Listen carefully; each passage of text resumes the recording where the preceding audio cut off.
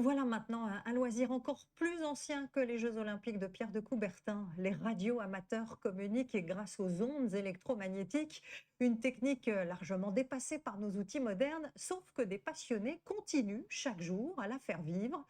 Vous allez voir qu'ils intéressent aussi beaucoup le ministère de l'Intérieur, un monde à part dans lequel nous emmènent Bichente Akala, Emmanuel Copeau et Antoine Pocry. Au lever du jour, dans la campagne normande, une antenne cherche un signe de vie. Aux commandes, l'homme qui la dirige tend l'oreille dans le bruit du monde.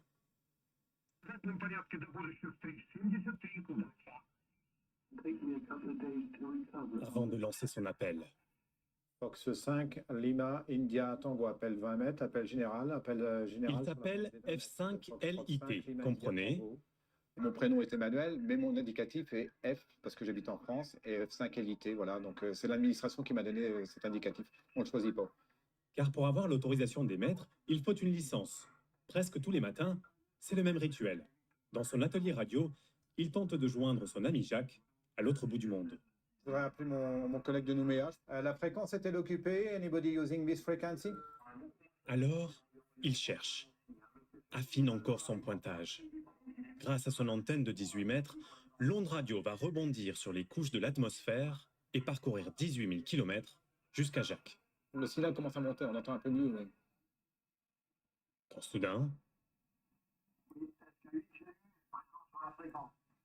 Ah, salut Jacques, heureux de te retrouver là. Il y avait un petit moment que je ne t'avais pas contacté. Hein. J'espère que tu vas bien. Directement sur les... Cela fait 7 ans que les deux hommes échangent par radio sans jamais s'être vus. Une amitié rendue possible grâce à leur passion commune. On parle d'Instagram, Facebook, TikTok, mais en fait, on était le premier réseau social. Pourquoi vous ne vous appelez pas par téléphone ou Internet? Parce que il y a la magie des ondes, ça serait trop facile. Donc, on aime cette propagation. C'est un challenge un peu de contacter quelqu'un à l'autre bout de la Terre. Et lorsque la magie opère, Emmanuel est capable de prouesses jusque dans l'espace. Sur l'étagère, une photo attire notre attention. Alors c'est Charles Brady, l'astronaute américain, que j'ai contacté en 1996. Et donc à temps perdu, il mettait une antenne près du Blue et puis il contactait les radioamateurs. Et il vous a dit quoi? Bienvenue à bord de Columbia, bonjour Emmanuel, je vous reçois 59, un report de modulation. Et puis voilà, le contact s'est arrêté, hein, parce qu'il y avait d'autres personnes, et puis la navette disparaissait. En France, ils sont 15 000 à posséder ce savoir-faire. Et chaque année, 1500 d'entre eux se portent volontaires pour aider la sécurité civile lors de situations de crise. Quand il n'y a plus aucun moyen de communication dans les zones sinistrées, c'est à ces bénévoles qu'on fait appel. Aujourd'hui, c'est la DRASEC 77, l'association des radioamateurs de Seine-et-Marne, qui est missionnée sur le terrain pour un exercice grandeur nature. Un barrage risque de céder. Donc toute la station radio tient dans la mallette. On commence à installer tout le matériel, on va prendre des photos et envoyer les photos. En quelques minutes, plusieurs antennes radio sont montées. Aline est en charge de photographier le niveau de la Seine pour évaluer son débit. Même si aujourd'hui ce n'est qu'un entraînement à un scénario catastrophe, elle prend son rôle très au sérieux. On est amené à communiquer avec la préfecture, avec les commandants des pompiers, avec le COGIC, donc le centre de commandement à Paris. Donc c'est sérieux. Ces simulations sont obligatoires. Il y en a 4 par an. Mais ces dernières années, les tempêtes successives ont convaincu les préfectures de les passer à 1 par mois. C'est du matériel très sophistiqué, hein, et donc il faut s'entraîner souvent si on veut garder la maîtrise. Tiens, je te porte les photos. Ok. En quelques secondes, Voilà, donc photos, je récupère les photos. mails, vidéos sont transmises à des dizaines de kilomètres de là, au centre opérationnel de crise. Donc j'envoie une photo de l'écluse. Portable au COGIC. Connexion effectuée, vous pouvez transmettre l'image. Le COGIC, le voici, en plein cœur du ministère de l'Intérieur. C'est le QG des radioamateurs au service de la sécurité civile. Image bien reçue, je déconnecte.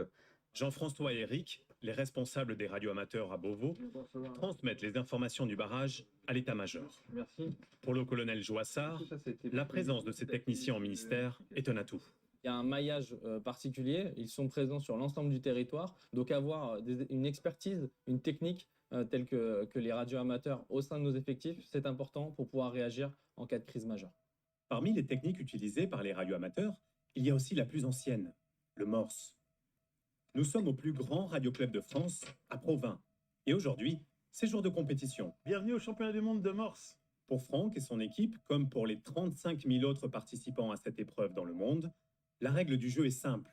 Contacter en Morse le maximum de radioamateurs sur Terre en 48 heures chrono. Plus tu contactes des gens qui sont loin, en résumé, plus ça fait de points. Un jury aux États-Unis validera ensuite ses points et proclamera un champion. Pour l'heure, il faut tenir le rythme. Et pour cela, Franck utilise les grands moyens. Je veux entendre des gling, gling, gling, gling, gling. La sonnette, c'est quoi? J'ai été acheter ça sur Internet et je dis, bah voilà les gars, à chaque fois qu'on vous faites un nouveau pays ou une nouvelle région du monde, vous allez faire un petit coup de sonnette. Ça permet de motiver les autres opérateurs également. Et les compétiteurs s'en donnent à cœur joie. Oh, let's go! Le jour de nuit. Colombie. La nuit avance au rythme du score. Qu'importe la fatigue, ces passionnés iront jusqu'au bout de la nuit, toucher du bout des doigts quelqu'un à l'autre bout de la Terre. Ainsi va le petit monde des radioamateurs. Et c'est justement de l'autre côté du globe que nous vous emmenons maintenant.